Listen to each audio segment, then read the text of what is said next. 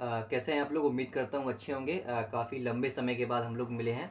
तो आज जो हम लोग मिले हैं वो मिले हैं हम लोग क्वेश्चंस के लिए। किसके लिए? क्वेश्चंस के लिए। काफ़ी पेपर चल ही रहे हैं आप लोगों के, और हर मंथ एग्ज़ाम होते ही हैं। और लिब्रा ऑफिस काफ़ी इंपॉर्टेंट है, आप लोगों को पता ही होगा। लिब्रा ऑफिस से कम 20 से 25 सवाल पूछे जाते हैं।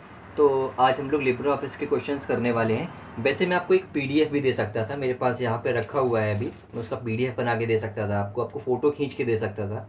लेकिन दिक्कत ये है कि ऐसी कई सारी पीडीएफ और कई सारी फ़ोटोज़ आपके पास डली होंगी, लेकिन वो बस डली ही रहती हैं, कभी हम लोग उनको पढ़ते नहीं हैं। क्योंकि मैं खुद देखता हूँ, मैं मान लो स्क्रीनशॉट ले लिया मैंने कभी, तो देख लिया, नहीं तो फिर वो डला हुआ है। तो इससे अच्छा है कि मैं खुद बोल रहा हूँ आपको क्वेश्चंस, और आप उनको नोट डाउन करिए। और इससे होगा क्या, आप मैं एक बार आपको बोलूँगा, आप सुनेंगे उसको, फिर उसके बाद एक नोट डाउन करेंगे, और फिर उसके बाद एक बार खुद से पढ़ेंगे, तो आपका 3 बार हो जाएगा। और मुझे नहीं लगता है कि आपका 3 बार मेमोराइज होने के बाद जब आपके सामने से क्वेश्चन आएगा तो आप गलत करके आएंगे, आप उसको सही करके आएंगे। ठीक है, तो इसलिए मैं बोल रहा हूँ सवाल, आप उसको नोट डाउन करते रहिए। लेकिन उससे पहले हम ज़रा देखते हैं कि लिब्रा ऑफिस क्या होता है। ठीक है, देखो, इससे पहले जो यूज़ होता था वो यूज़ होता था माइक्रोसॉफ्ट किसका, इसका माइक्रोसॉफ्ट ऑफिस का। उसके बाद फिर यूज़ होने लगा लिब्रा ऑफिस का।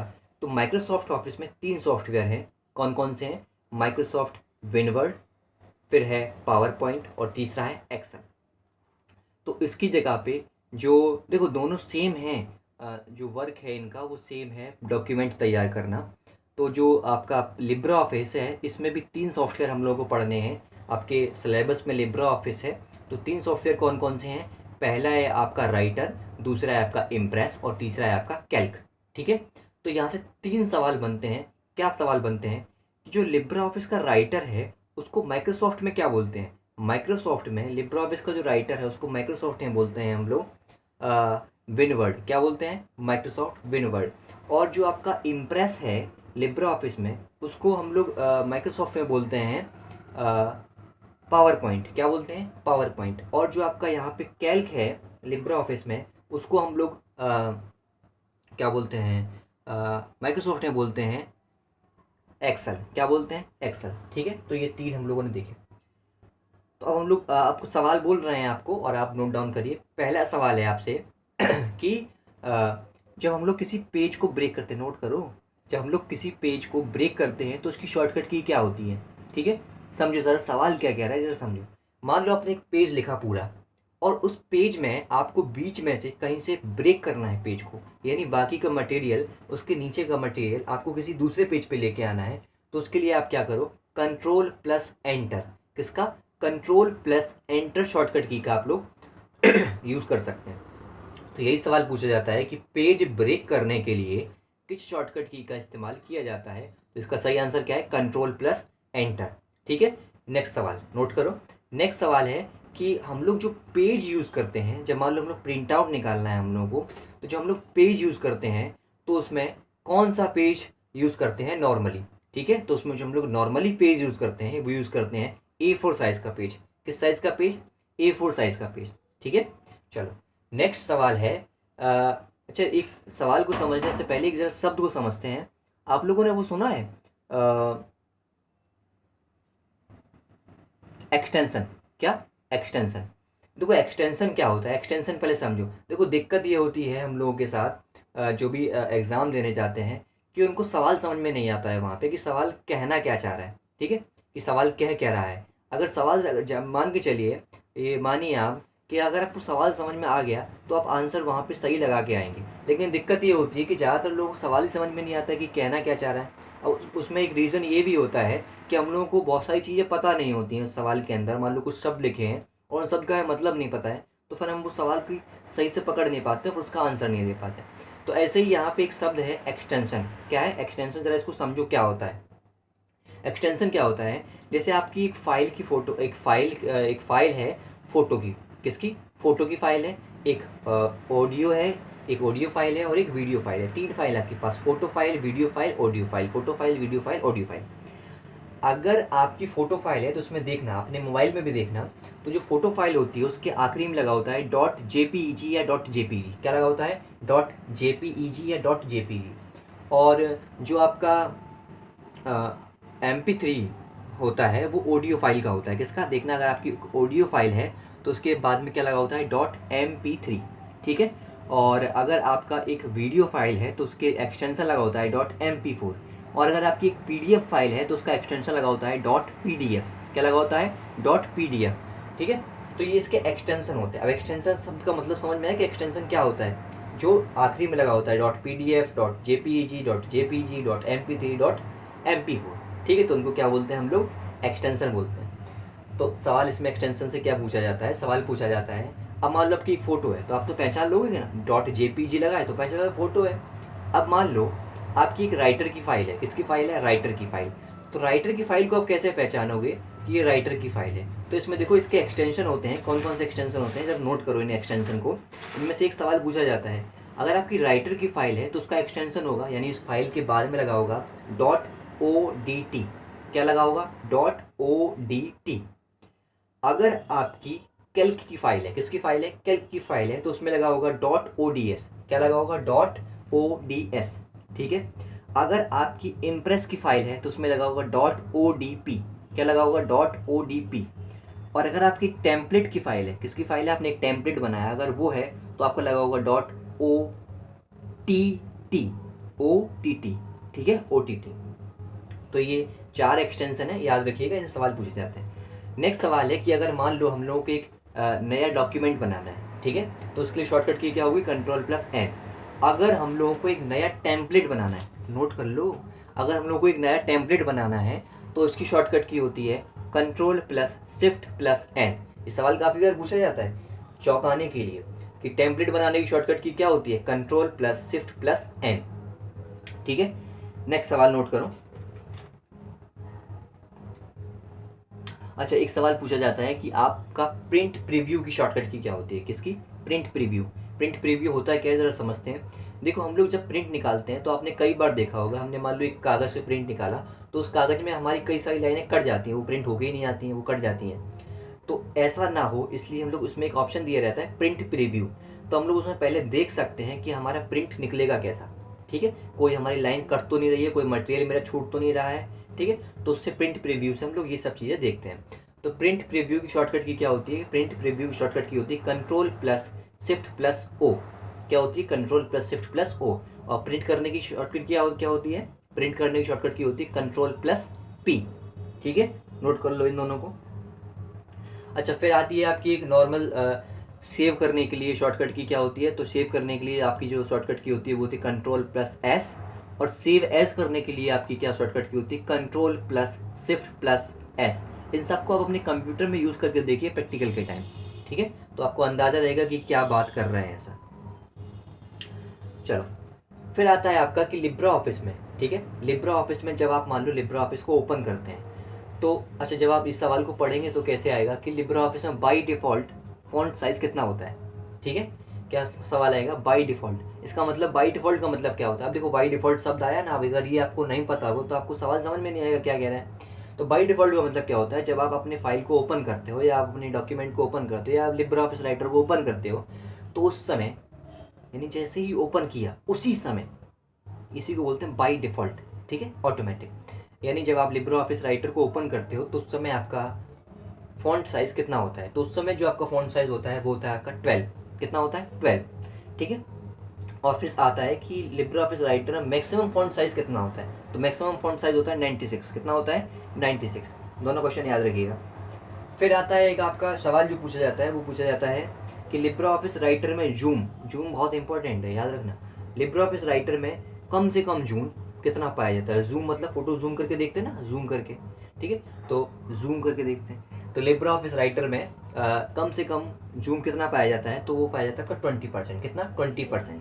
नेक्स्ट क्वेश्चन है कि कट, कॉपी, पेस्ट, ये सारी जो शॉर्ट कीज़ हैं या ये जो ऑप्शंस हैं वो किस मेन्यू में पाए जाते हैं? अगर आप लिब्रा ऑफिस राइटर को देखेंगे तो उसमें फाइल मेन्यू, एडिट मेन्यू, इस तरीके के मेन्यू पाए जाते हैं। तो ये जो कट, कॉपी, पेस्ट हैं वो एडिट मेन्यू में पाए जाते हैं। किसमें पाए जाते हैं? एडिट मेन्यू में। नोट डाउन करो।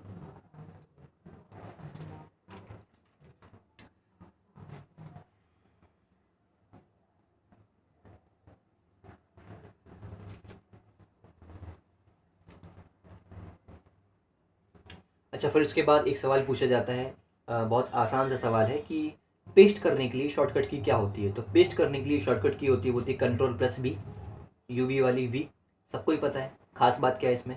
खास बात यह है कि ये नहीं पूछा जाता है सवाल। सवाल पूछा जाता है कि लिब्रे ऑफिस राइटर में पेस्ट स्पेशल की शॉर्टकट की क्या है? किसकी? पेस्ट स्पेशल की शॉर्टकट की पूछता है।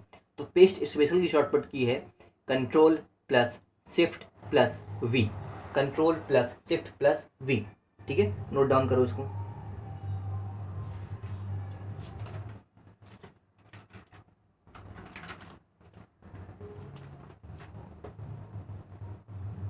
नोट डाउन किया? नेक्स्ट सवाल है कि बुलेट्स आपने सुने होंगे, बुलेट्स पॉइंट फॉर्म में लिखते हैं ना, जहाँ हम लोग जैसे मान लो पॉइंट फॉर्म में लिख रहे हैं तो पहला ऐसे गोल गोल बना देते हैं, फिर उसके बाद पहली लाइन लिखते हैं, फिर दूसरा गोल गोल बना देते हैं, फिर तो जो गोल गोल बनाते हैं ना उन्हीं को बोलते हैं बुलेट्स। क्या बोलते हैं? बुलेट्स। ठीक है, तो जो बुलेट्स होती हैं उनके लिए शॉर्टकट की क्या होती है लिब्रे ऑफिस में? तो उसके लिए शॉर्टकट की होती है कंट्रोल प्लस F12। क्या होती है? Control plus F12। चलो नेक्स्ट सवाल आप नोट करिए।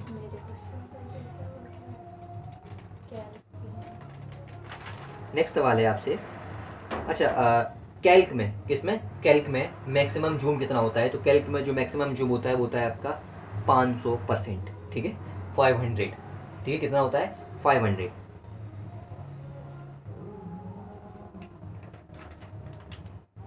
नेक्स्ट सवाल आप नोट करिए।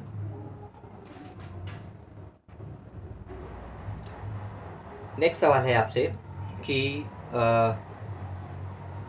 जो लिब्रे ऑफिस कैल्क कैसे क्या है? लिब्रे ऑफिस कैल्क में अगर हमें मान लो अपनी डॉक्यूमेंट को क्लोज करना है, क्या करना है? डॉक्यूमेंट को क्लोज करना है, तो इसके लिए किस शॉर्टकट की का यूज़ करेंगे? तो डॉक्यूमेंट को क्लोज करने के लिए कंट्रोल प्लस W का यूज़ करते हैं। किसका यूज़ करते हैं? कंट्रोल प्लस W का। चलो नेक्स्ट सवाल है कि लिब्रे ऑफिस राइटर में कितने कॉलम होते हैं? क्या लिब्रे ऑफिस राइटर में कितने कॉलम होते हैं? तो कॉलम होते हैं 1024। कितने? 1024। अब जरा देखो, तीन चीज़ें होती हैं, एक रो, कॉलम और आपका सेल। कितनी? तीन चीज़ें होती हैं, रो, कॉलम, सेल। क्या होते हैं जरा इनको समझ लेते हैं एक बार जरा ठहर के। देखो रो क्या होती हैं, पहले कॉलम समझो। कॉलम क्या होते हैं? अगर आपने मैथ की कॉपी देखी हो अपनी बच्चों की, जो छोटे बच्चों की मैथ की कॉपी होती है ना, ऐसे कॉलम वाली, खांचे बने हुए होते हैं, आसान भाषा में बोले तो इसमें खांचे बने हुए होते हैं। उनको उनमें अगर देखना, अगर उसमें अगर ऐसे सीधी सीधी लाइनें जो होती हैं, सीधी सीधी लाइनें जो होती हैं, उनको बोलते हैं हम लोग कॉलम। क्या बोलते हैं? कॉलम। और जैसे टेढ़ी टेढ़ी लाइनें होती हैं, टेढ़ी टेढ़ी यानी लेटी लेटी लाइनें होती हैं, उनको बोलते हैं हम लोग रो। क्या बोलते हैं? रो। तो कॉलम, रो। अब जरा सोच के देखो, हमने एक कॉलम बनाया और एक रो बनाई। ठीक है, एक कॉलम बनाया, एक कॉलम है और एक रो है, तो इनके बीच में एक बॉक्स बनेगा ना, एक बॉक्स बनेगा। उस बॉक्स को बोलते हैं हम लोग सेल। क्या बोलते हैं? सेल। ठीक है, तीनों सब समझ में आए? रो, कॉलम, सेल। ठीक है, तो यहाँ पे सवाल क्या था कि कॉलम कितने होते हैं? क्या कॉलम? तो कॉलम कितने होते हैं? 1024। ठीक है, एक और सवाल पूछा जाता है, बहुत इंपॉर्टेंट सवाल है जो, वो पूछा जाता है आपसे, नोट करिए आप, कि कैल्क में लास्ट सेल एड्रेस। ठीक है, देखो अब सेल एड्रेस क्या होता है इसको समझो। जैसे मान लो आपकी जैसे मैंने अभी बनाई थी ना, पहली कॉलम और पहले रो, ऐसे हम लोग तीन तीन बनाते हैं। तो पहला कॉलम, दूसरा कॉलम, तीसरा कॉलम, पहली रो, दूसरी रो, तीसरी रो। इसमें क्या होता है, उनके नाम दिए होते हैं। जो उसमें पहला कॉलम होता है उसका नाम होता है ए। क्या नाम होता है? ए। दूसरा कॉलम होता है उसका नाम होता है बी, और जो तीसरा कॉलम होता है उसका नाम होता है सी। एक मिनट जरूर रुको, पानी पी लो। तो जो पहला कॉलम होता है उसका नाम होता है ए, दूसरा कॉलम होता है उसका नाम होता है बी, और तीसरा कॉलम होता है उसका नाम क्या होता है? सी। और जो आपकी रो होती है, तो जो पहली रो होती है उसका नाम होता है एक, दूसरी रो होती है उसका नाम होता है दो, जो तीसरी रो होती है उसका नाम होता है तीन। अब जरा ध्यान से देखना, एक कॉलम, दो कॉलम, तीन कॉलम, यानी A column, B column, C column, एक रो, दो रो, तीन रो। अब इसमें बॉक्स बने होंगे कि नहीं बने होंगे? खांचे, खांचे बने होंगे। तो अगर हम लोग पहले खांचे को देखें, जो कोने में होगा पहला खांचा, उस खांचे का नाम क्या होगा? उसका नाम होगा, अब अगर उस खांचे को देखें तो वो बना किससे है? पहला कॉलम से, यानी उस कॉलम का नाम क्या है? ए कॉलम है, और रो कौन सी है? एक। तो उस कॉलम का नाम हो गया, उस खांचे का नाम हो गया, सेल का नाम हो गया A1। ए कॉलम, रो का नाम 1 तो A1। अगर उसके नीचे वाला देखें तो उसका नाम क्या होगा, ए तो उसका कॉलम है और रो क्या है 2, A2। ठीक है, तो इस तरीके से कॉलम सेल एड्रेस बोलते हैं, वो क्या बोलते हैं, सेल एड्रेस, यानी उसका एड्रेस क्या है। तो हम बता देंगे कि A1 है या A2 है या A3 है या B1 है या B2 है या B3 है। ठीक है, तो इसको क्या बोलते हैं, सेल एड्रेस। तो सबसे लास्ट सेल एड्रेस क्या होता है, जैसे आपने बच्चे की कॉपी देखी होगी तो उसमें ऐसे खांचे बने होते हैं ना, सबसे आखिरी वाला खांचे का नंबर कौन सा होगा, ठीक है, उसका एड्रेस क्या होगा। तो सेल एड्रेस जो होता है वो लिखो, नोट करो, AMJ, नोट करो, AMJ 104855। ठीक है, बड़ा नंबर है, एज इट इज सवाल आएगा ये वाला, और उसको ऐसे ही टिक मार के आ जाना है। ठीक है, सवाल पढ़ के टिक मारना है, नहीं तो किसी में भी लगा के चले आओ। ठीक है, चलो नेक्स्ट सवाल। नेक्स्ट सवाल,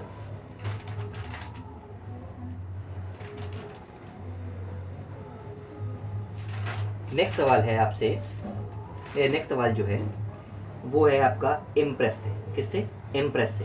इम्प्रेस में मतलब क्या, इम्प्रेस क्या है, इम्प्रेस आपने देखो अच्छा, इससे पहले एक सवाल देखते हैं हम लोग। एक सवाल होता है कि रिप्लेस और फाइंड, रिप्लेस और फाइंड ये दोनों ऑप्शन लिब्रे ऑफिस राइटर में किसके अंतर्गत आते हैं, रिप्लेस और फाइंड लिब्रे ऑफिस में किसके अंतर्गत आते हैं, आंसर करिए आप लोग। रिप्लेस और फाइंड लिब्रे ऑफिस में ये किसके अंदर आते हैं। तो जो रिप्लेस और फाइंड है किसके अंदर आते हैं, एडिट के अंदर, अभी बताया था ना हमने, कट कॉपी पेस्ट, वैसे ही तो ये एडिट के अंदर आते हैं।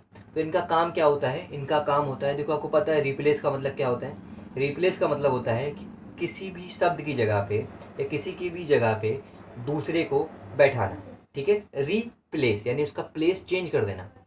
ठीक है, और फाइंड मीन्स क्या होता है, ढूंढना, यानी अगर आपके पूरे डॉक्यूमेंट में कहीं पे भी कुछ लिखा हुआ है, अगर आप उसको ढूंढना चाहते हैं तो आप Ctrl+F यूज़ करके आप उसको ढूंढ सकते हैं। और रिप्लेस क्या करते हैं, उसकी जगह पे कोई दूसरा शब्द यूज़ कर सकते हैं। अच्छा, इस रिप्लेस का यूज़ किस फिल्म में बहुत अच्छी तरीके से किया गया है, गैस करिए आप लोग। मैं हिंट देता हूँ, जो उसमें हीरो था वो था आमिर खान। याद आया, नहीं याद आया, अच्छा मैं बताता हूँ। जो यूज़ किया गया था वो यूज़ किया गया था 3 इडियट्स में। 3 इडियट्स में जो उसकी स्पीच थी उसमें कुछ शब्दों को रिप्लेस किया गया था, जैसे चमत्कार की जगह पे कुछ और शब्द का यूज़ किया गया था। समझ गए ना, अब याद आ गया ना कहाँ पे इसका यूज़ किया गया था। ठीक है, चमत्कार की जगह कुछ और शब्द का यूज़ किया गया था। तो जरा आप उसके जब वो चेंज करता है तो उसको की पे ध्यान देना, वो Ctrl+H का यूज़ करता है और उसके बाद उसमें शब्द को चेंज करता है, चमत्कार की जगह दूसरा डालता है, उसके बाद एंटर कर देता है। तो इसका पूरा डॉक्यूमेंट होता है, उस पूरे डॉक्यूमेंट में या जो पूरी स्पीच होती है उस पूरी स्पीच में उसका जो चमत्कार है उसकी जगह पे और दूसरा शब्द एंटर हो जाता है जो उसने एंटर किया था। समझ में आया, चलो नेक्स्ट सवाल है आपसे कि लिब्रे ऑफिस इम्प्रेस, इम्प्रेस का काम क्या होता है। अच्छा, इम्प्रेस का भी यूज़ एक फिल्म में हुआ है बहुत अच्छी तरीके से, कहाँ पे यूज़ हुआ है, उसमें जो है वो है बादशाह फिल्म। बादशाह फिल्म में उसका यूज़ हुआ है। आपने देखा होगा जब बादशाह फिल्म में वो क्रिमिनल्स को दिखाता है तो एक स्लाइड पे बनाता है, किसमें, स्लाइड पे। देखो स्लाइड क्या होता है, देखो नॉर्मल हम लोग जो पेज होते हैं वो हम लोग नॉर्मल पेज बोलते हैं, लेकिन इम्प्रेस में उसी पेज को स्लाइड बोल देते हैं। ठीक है, टेक्निकल नॉर्मल वर्ड है, टेक्निकल तो नहीं कहूँगा, नॉर्मल वर्ड है, आप इसको समझिए। तो जो स्लाइड पे उसकी फ़ोटो दिखाता है कि ये क्रिमिनल है, ये क्रिमिनल है, ये क्रिमिनल है, तो इसका यूज़ किया गया है पावर पॉइंट का बादशाह फिल्म में। ठीक है, तो सवाल ये है कि अब मेन सवाल पे आते हैं हम लोग ट्रिपल सी के लिए। तो सवाल ये है कि अलाइनमेंट, कौन सा अलाइनमेंट लिब्रे ऑफिस इम्प्रेस में नहीं पाया जाता है, लिब्रे ऑफिस इम्प्रेस में कौन सा अलाइनमेंट नहीं पाया जाता है। तो जो जस्टिफाई अलाइनमेंट है वो नहीं पाया जाता है, नोट डाउन कर लो इसको, कौन सा अलाइनमेंट नहीं पाया जाता है, जस्टिफाई अलाइनमेंट। अब जरा समझते हैं कि अलाइनमेंट क्या होता है। ठीक है, देखो ज़रा 4 अलाइनमेंट होते हैं, left alignment, right alignment, centre alignment और justify alignment. Left alignment, right alignment, centre alignment और जस्टिफाई अलाइनमेंट। जरा समझते हैं इसको कैसे। देखो हम लोग जो नॉर्मल जब लिखते हैं तो कैसे लिखते हैं, कॉपी में कैसे लिखते हैं, हम लोग यहाँ से लिखना शुरू करते हैं और इस तरफ जाते हैं, यहाँ से लिखना शुरू करते हैं, इस तरफ जाते हैं, यहाँ से लिखना शुरू करते हैं, इस तरफ जाते हैं।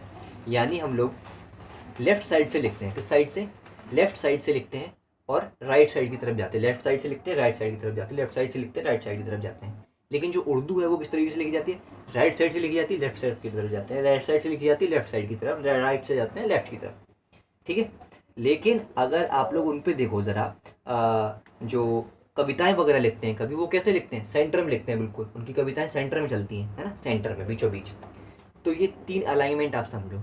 लेफ्ट अलाइनमेंट यानी जिसमें लेफ्ट से लिखना स्टार्ट कर रहे हैं हम लोग और लेफ्ट में है सारा, और जो राइट में लिखना स्टार्ट कर रहे हैं वो राइट अलाइनमेंट। तो लेफ्ट अलाइनमेंट, राइट अलाइनमेंट, और जो बीचों बीच में लिख रहे हैं उनको सेंट्रल अलाइनमेंट। क्या, left alignment, right alignment, central alignment. तीनों की शॉर्टकट की क्या है, लेफ्ट अलाइनमेंट की कंट्रोल प्लस एल, क्योंकि लेफ्ट से बना ना एल।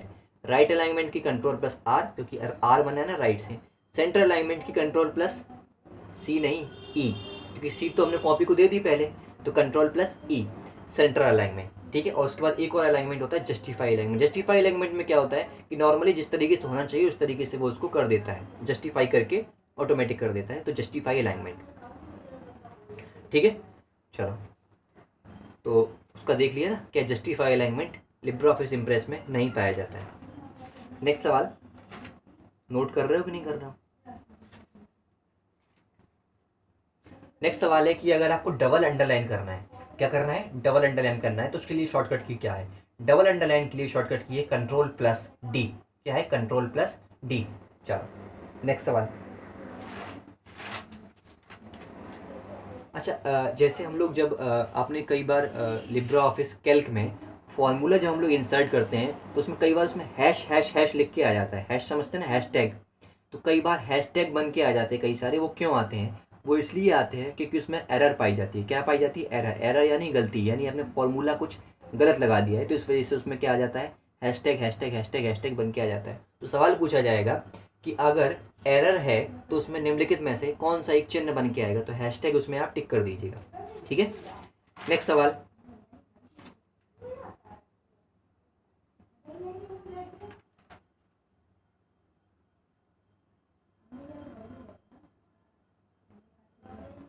कि लिब्रे ऑफिस इम्प्रेस में मिनिमम जूम कितना पाया जाता है। लिब्रे ऑफिस इम्प्रेस में जो मिनिमम जूम पाया जाता है वो पाया जाता है आपका 5%। कितना, 5%। और राइटर में कितना पाया जाता था, 20%। ये सवाल याद रखना, जूम से एक सवाल पूछा जाएगा, 5%।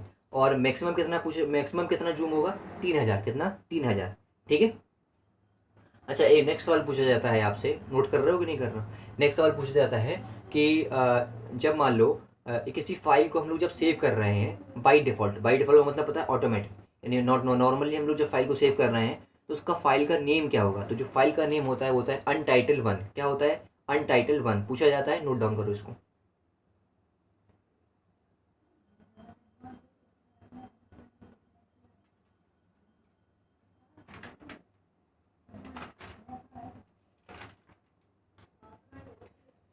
नेक्स्ट सवाल,